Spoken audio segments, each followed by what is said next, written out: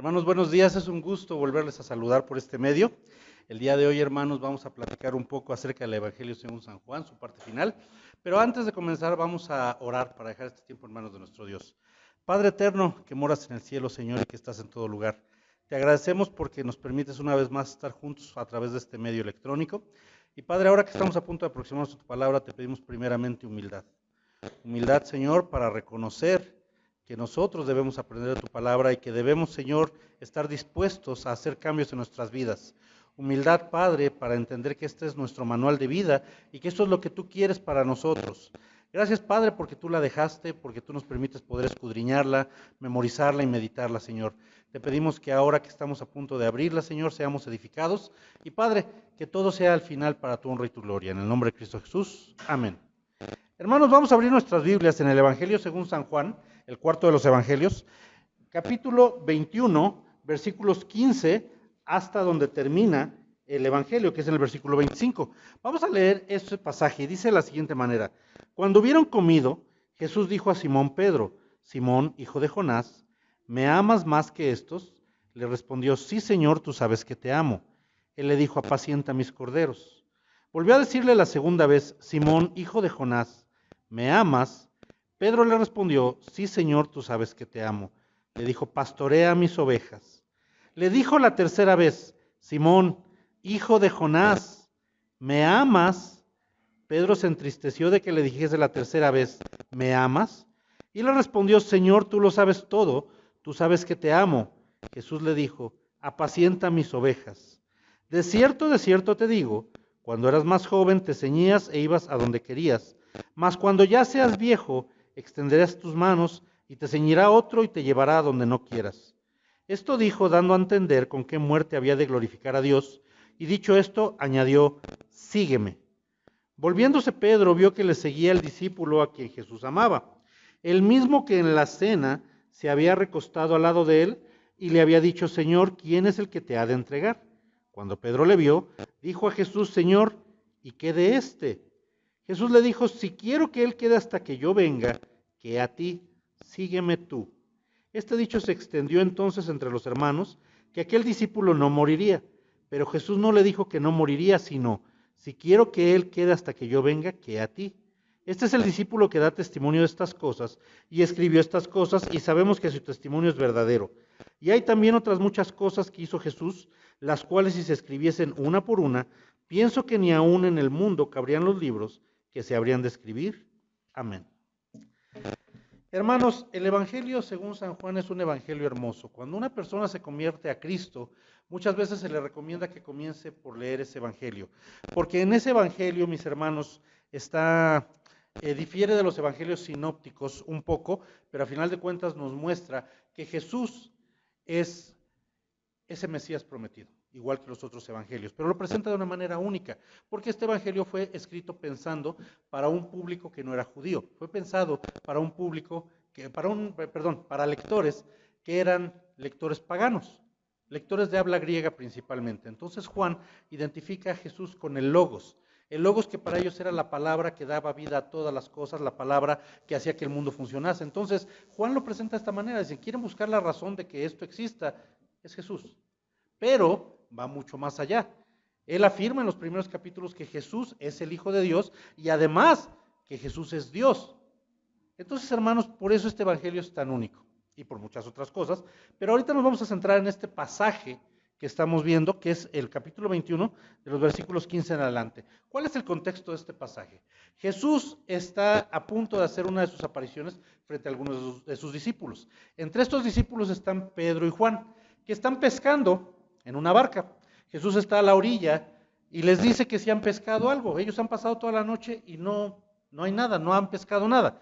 Entonces ellos le contestan que no tienen nada. No le reconocen en el momento. Pero Jesús les dice: lancen la red una vez más, y cuando lo hacen, la pesca es grandiosa, es tremenda. Entonces reconocen que es Jesús y van a la orilla. Entonces comen ahí, hay ya unas brasas preparadas, hay leña ya encendida, y comen ahí. Comen pescado, por supuesto. Y finalizando esto, viene este pasaje. Cuando hubieron comido, Jesús dijo a Simón Pedro: Simón, hijo de Jonás, ¿me amas más que estos? Él le respondió, sí, Señor, tú sabes que te amo. Entonces él le dijo, apacienta mis corderos. Y volvió a decirle la segunda vez, Simón, hijo de Jonás, ¿me amas? Pedro respondió, sí. Hermanos, algunas personas ven este pasaje como la restauración de Pedro. ¿Por qué la restauración de Pedro? Porque en la noche que Jesús fue entregado, recuerden ustedes que Pedro lo siguió hasta el patio del sumo sacerdote y ahí lo reconocieron. Y Pedro negó a nuestro Señor 3 veces. Entonces, en este pasaje vemos que Jesús le pregunta 3 veces, ¿me amas? Pero en realidad, hermanos, Pedro ya había sido restaurado antes. No quiere decir que Jesús se esté desquitando o que quiera hacer sentir mal a Pedro. Pero hay una serie de elementos en este pasaje que obviamente le recuerdan a Pedro esa noche. Dice la Biblia que cuando era de noche, como hacía frío, se juntó a un fuego que habían hecho los siervos del sumo sacerdote. Y aquí en este pasaje hay brasas ardiendo, hay un olor a leña quemándose. Indudablemente cuando el Señor le pregunta 3 veces a Pedro, Pedro, ¿me amas? Pedro debió recordar que frente a ese fuego, él había negado 3 veces a nuestro Señor. Hay un elemento en Pedro que llama a su conciencia. Hay un elemento en Pedro que le recuerda lo que hizo esa noche. Porque poco antes de haberlo hecho, Pedro había dicho, si me es necesario, Señor, ir a la muerte contigo, yo voy a ir. Y unas horas después está negando a Jesús. Ahora, en este pasaje, Pedro está gozoso porque está su Señor a la orilla, porque están compartiendo nuevamente el alimento. Y Jesús está preguntándole, ¿me amas? Y no es porque Jesús quiera arruinar el momento. No es porque Jesús le diga, Pedro, me la debes y ahora me la voy a cobrar. No, por supuesto que no. Nuestro Señor Jesucristo no hace eso. Pero ¿cuál es el significado de esto? Jesús, recuerden hermanos, que aprovechaba cada instante para darles a sus apóstoles y a sus discípulos enseñanza. Y nuestro Señor aquí está dándole una enseñanza al apóstol Pedro y una enseñanza por supuesto también a nosotros. Otra cosa interesante del pasaje, antes de entrar a esta enseñanza, como decíamos, es ver cómo es la progresión. Fíjense ustedes, en el versículo 15 dice, Simón, hijo de Jonás, ¿me amas más que estos, más que los que están presentes? Es decir, ¿tú me amas más o me amas menos? En la segunda vez que le pregunta, en el versículo 16, volvió a decirle la segunda vez, Simón, hijo de Jonás, ¿me amas? Le quita el de estos, ¿me amas más que estos?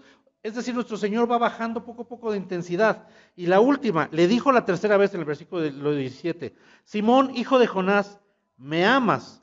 Pero aquí ya hay un cambio, en nuestra versión en español no se nota, pero en la versión en griego, la palabra que usa aquí el autor ya no es agapao, que es un amor incondicional. Las primeras 2 veces podríamos decir que Jesús le preguntó la primera, Pedro, ¿me amas incondicionalmente y sobre todas las cosas más que estos? La segunda vez le habría dicho, Pedro, ¿me amas incondicionalmente y por encima de todas las cosas? Y la tercera ya simplemente le está diciendo, Pedro, ¿me quieres? Porque la palabra que usa es fileo, que también es un amor, pero ya no es de la misma intensidad que el amor ágape. En pocas palabras, nuestro Señor Jesucristo le está diciendo a Pedro, empieza preguntándome, ¿me amas mucho? ¿Nada más me amas? Aunque sea me quieres. ¿Cuál es el objetivo de nuestro Señor Jesucristo al llevar a Pedro a través de esto? Las respuestas que da Pedro, fíjate. Sí, Señor, tú sabes que te amo. Y él le dijo, apacienta mis corderos. Recuerden ustedes, hermanos, que una de las cosas que nuestro Señor Jesucristo le dijo a Pedro cuando estaba poco antes de que fuera entregado, le dijo que él una vez que fuera confirmado nuevamente, una vez que Satanás lo hubiera sacudido, dice la Biblia, pero que él hubiera regresado, es decir, que él hubiera sido restaurado, Pedro iba a tener un papel importante en la iglesia. De hecho, con el tiempo él se convirtió en el líder de la iglesia. Pero para esto tuvieron que pasar varias cosas. Y Pedro tuvo que pasar varias pruebas y tuvo que entender muchas cosas. Una de las principales fue que también el evangelio es para los gentiles. En este pasaje, cuando Jesús le está diciendo apacienta mis corderos, Pedro todavía no sabe eso. Él piensa que la salvación es solo para los judíos, pero en realidad la salvación es para todo mundo. Cuando Jesús le está diciendo apacienta mis corderos, lo está preparando para este cambio. Le está diciendo a quien yo llame, sea o no judío, Es tu deber apacentarlo. ¿Qué es apacentar? Apacentar es lo que hace un pastor. Un pastor cuida de las ovejas. Dice la Biblia que el buen pastor busca pastos frescos, busca aguas frescas para que las ovejas estén bien cuidadas. Un pastor también protege a las ovejas de los peligros. No solamente de los animales salvajes que pudieran atacarlas, sino también protege a las ovejas de sí mismas. ¿Sabían, hermanos, que una costumbre en el Medio Oriente, cuando una oveja se descarría varias veces, es que los pastores prefieren romperle las patas y llevarla cargando? En pocas palabras, un pastor también disciplina. Son demasiadas las actividades que hace un pastor cuando Jesucristo está diciendo, apacienta mis ovejas. Jesús le está diciendo, si de verdad me amas por encima de todas las cosas, demuéstralo cuidando a mis ovejas. Demuéstralo convirtiéndote en ese líder que tienes que ser. Pero dijimos que esto también teníamos que aplicarlo en nuestras vidas. Hermanos, una de las razones por las que el evangelismo no está funcionando en nuestra época es porque pensamos que podemos ir evangelizar a una persona y después simplemente enjaretarle en la iglesia. Ya que venga es su problema, que se disipule es también problema de la iglesia, y nosotros nos desentendemos. Pensamos que el evangelismo se limita simplemente a hacer que la persona acepte a Cristo y después la iglesia que se haga cargo como pueda. Y si no puede, pues que la persona se vaya, que al fin y al cabo ya oyó de la palabra. Decimos, y muy tristemente, decimos, al fin y al cabo, la semilla ya fue sembrada. Cuando no entendemos que este versículo es un llamado a todo creyente. ¿De verdad amas al Señor por encima de todas las cosas? Apacienta a sus corderos. Ese recién convertido que trajiste, esa persona, haz el compromiso de no solamente que acepte a Cristo, sino también de discipularlo, de llevarlo verdaderamente a conocer lo que significa ser un seguidor de Cristo. Este pasaje, de hecho, le muestra a Pedro hasta dónde va a llegar el ser un discípulo de Cristo. La primera vez le pregunta, la segunda nuevamente, ¿me amas? De nuevo es agapao, ¿me amas por encima de todas las cosas? ¿Me amas incondicionalmente? Sí, Señor, tú sabes que te amo, pastorea mis ovejas. Nuevamente el Señor le está respondiendo. Y la tercera, que es la fuerte, por así decirlo, cuando simplemente Jesús le dice, Pedro, ¿me quieres? Y Pedro, ya le preguntaron 3 veces, y en su mente, con el olor de esa leña quemándose, debió de venir el recuerdo de esa noche en que negó también 3 veces. Otro factor importante, hermanos, cuando ocurre la negación de Pedro, es de noche, y la tercera se da cuando canta el gallo. Este pasaje ocurre también al amanecer. Todo se conjuga, y que de repente Jesús le diga, Pedro, aunque sea, ¿me quieres? Para Pedro debió ser algo muy, muy fuerte, pero como dijimos, Jesús no es que se quiera desquitar, tiene algo que decirle. Fíjate, ya que le dice Pedro, Señor, tú lo sabes todo, tú sabes que te amo. Y esta vez la respuesta de Jesús es más amplia. Jesús le dijo, apacienta mis ovejas, conviértete en ese líder, conviértete en esa persona preocupada por sus hermanos, conviértete en esa persona preocupada por la gente del mundo para traerlos a mis pies. De cierto te digo, cuando eras más joven, te ceñías e ibas a donde querías, mas cuando ya seas viejo, extenderás tus manos y te ceñirá otro y te llevará a donde no quieras. Esto dijo dando a entender con qué muerte había de glorificar a Dios, y dicho esto añadió, sígueme. La respuesta es más amplia, hermanos, y en estos versículos, algunas personas, bueno, ven que Jesús le está anunciando a Pedro de qué muerte o con qué muerte va a glorificar al Señor, en el sentido que Pedro, según la tradición, fue crucificado. No sabemos si verdaderamente de cabeza, pero la tradición nos dice que al menos sí fue crucificado. En pocas palabras, hermanos, vamos a recapitular un poco. Cuando Jesús preguntó, ¿me amas sobre todas las cosas? Lo único que pedía de prueba, por así decirlo, era pastorear mis ovejas. Nada más las 2 primeras veces. Pero en la tercera que bajó de intensidad y que le dijo, Pedro, ¿me quieres? Sí, Señor, tú lo sabes todo. Pues entonces apacienta mis corderos y además te anuncio que vas a morir crucificado. En pocas palabras, Jesús está diciendo, el precio de simplemente quererme puede llegar a ser muy alto. Puede llegar a ser muy alto. Así que imagínate, si por solo querer al Señor pueden crucificarte, ¿qué puedes esperar si verdaderamente lo amas con todo tu corazón? no te espantes, no quiero que te espantes, porque también la Biblia nos dice que debemos amar a Dios por encima de todas las cosas. Y la Biblia nos dice que si amamos a Jesucristo, la forma de demostrarlo es obedeciéndole, es siguiéndole. Y eso es con lo que complementa en el versículo 19. Él le dijo, dando a entender de qué muerte había de glorificar a Dios, y dicho esto añadió, sígueme, sígueme. Bueno, hermanos, pero ¿por qué hizo esto Jesucristo? ¿Por espantarnos? Claro que no, claro que no. Pero nos está diciendo que el costo de ser cristiano es un costo alto. ¿Sabes por qué? Porque en el momento que tú aceptas a Cristo, sales de este mundo, ya no eres parte de él. Tienes una doble ciudadanía, es verdad. Tu ciudadanía aquí en la tierra, como mexicano, como estadounidense, nicaragüense, lo que seas, y tu ciudadanía en el cielo. Pero esa es más valiosa. ¿Y sabes qué pasa cuando el mundo pierde a una persona? La odia. Y la odia porque el mundo está gobernado por el príncipe de las tinieblas. Y él odia que el ser humano se salve. Hermanos, una buena medida de saber qué tanto amamos a nuestro Señor, qué tanto amamos a Dios, es qué tanto nos odian nuestros enemigos. Cuando tú creíste en Cristo, te aseguro que hubo amigos que simplemente se alejaron, pero hubo otros que se enojaron. De tu familia, ¿cuántos te han seguido hablando igual? ¿Cuántos te han criticado? ¿Cuántos te han puesto apodos? ¿Cuántos se volvieron literalmente tus enemigos? Hermanos, una buena medida para saber si la iglesia está cumpliendo con sus objetivos es qué tanta oposición tiene de parte del mundo. Porque aquí este pasaje lo está diciendo. Si el precio por creer en Cristo puede llegar a ser la muerte, si el precio por simplemente querer a Jesucristo puede llegar a ser la muerte, entonces por amarlo puede ser mucho mayor. No quiere decir esto que obviamente todos vayamos a ser crucificados. Nuevamente, insisto, el pasaje solo nos está mostrando, Jesucristo nos está diciendo lo que sucede cuando nos hacemos sus discípulos. Sígueme, es con lo que termina el versículo. Sígueme. La palabra cristiano quiere decir seguidor de Cristo, y un seguidor de Cristo es una persona que va pisando justo donde pisó su maestro, que va haciendo justo lo que hizo su maestro.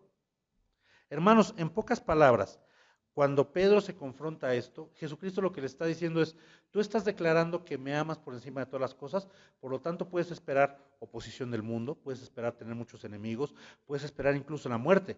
Pero ¿sabes una cosa? A Pedro no creo que le haya importado mucho eso, ¿sabes por qué? Porque lo vemos unos días después convertido en el líder de la iglesia de Jerusalén. Porque lo vemos unos días después evangelizando a miles de judíos después de que el Espíritu Santo desciende. Porque lo vemos después entrar animosamente al templo para evangelizar también.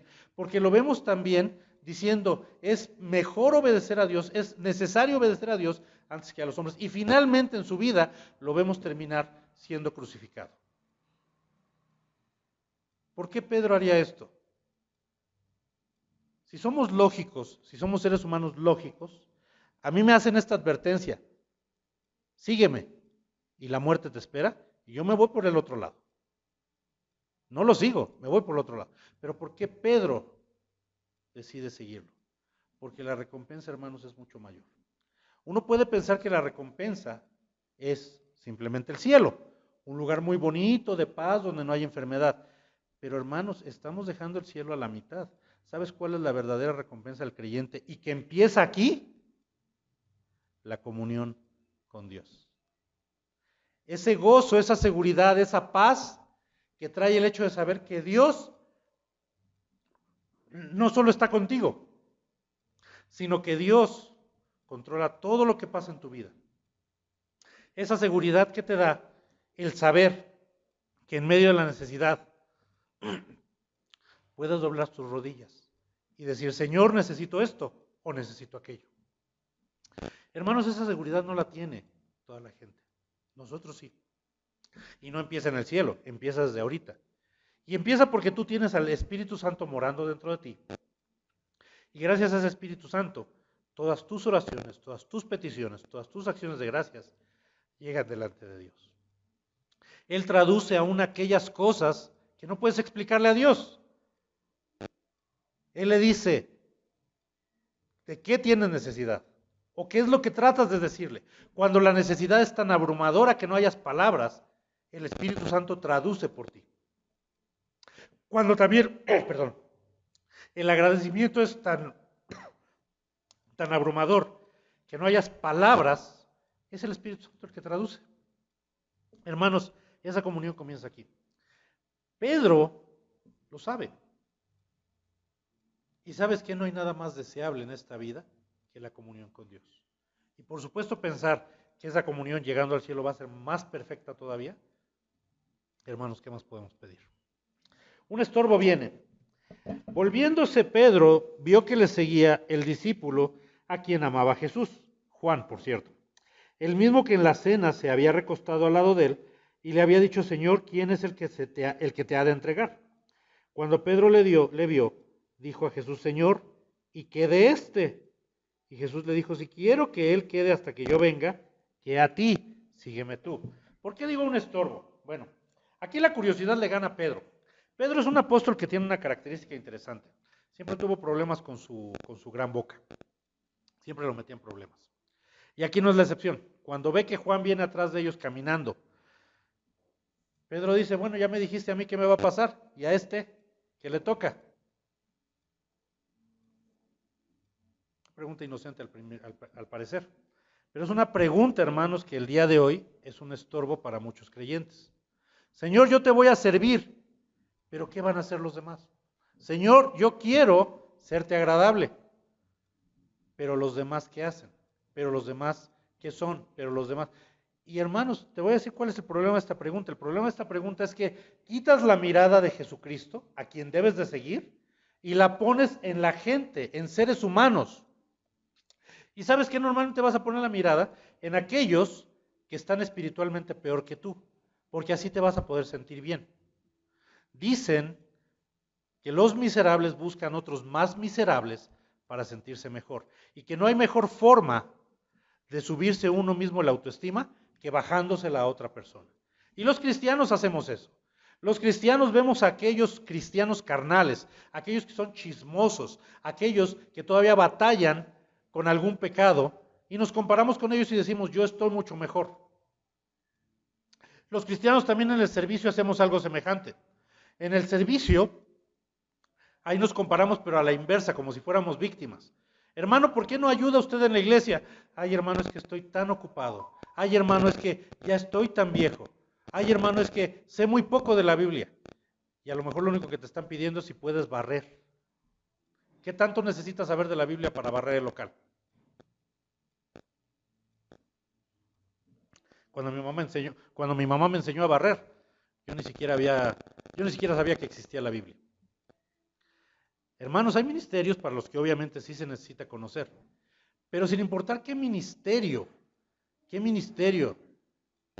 se vaya a realizar, lo primero que necesitas es un espíritu de servicio, no un espíritu que esté buscando excusas para no hacer las cosas. Hermanos, entonces, cada que nosotros buscamos estas excusas es como si estamos preguntando: ¿y a él qué le toca? Hermano, ¿me puede ayudar, por favor, poniendo las sillas? Va, yo las pongo, pero ¿y ese que no está haciendo nada? Y la respuesta de Jesús es contundente: tú ocúpate de lo tuyo. Jesús le está diciendo a Pedro: si yo quiero que él quede hasta que... ¿a ti qué te importa? Es literalmente lo que le está diciendo Jesucristo. Tú ocúpate de seguirme, tú ocúpate de no perderme de vista, tú ocúpate de que yo sea tu ejemplo, no él, yo. Entonces, hermanos, cuando vemos este pasaje, lo que nos debe recordar es que nuestro modelo a seguir no es el hermano de al lado, ni el que se sienta atrás de nosotros en la iglesia. Nuestro modelo a seguir es Jesucristo, porque somos cristianos, somos seguidores de Cristo. ¿Y qué a Él? Que el Señor haga lo que Él quiera con Él, que lo llame al ministerio que Él quiera. Él tendrá un ministerio para servir, así como tú tienes uno, te lo aseguro. En la iglesia nunca sobran manos, siempre falta ayuda.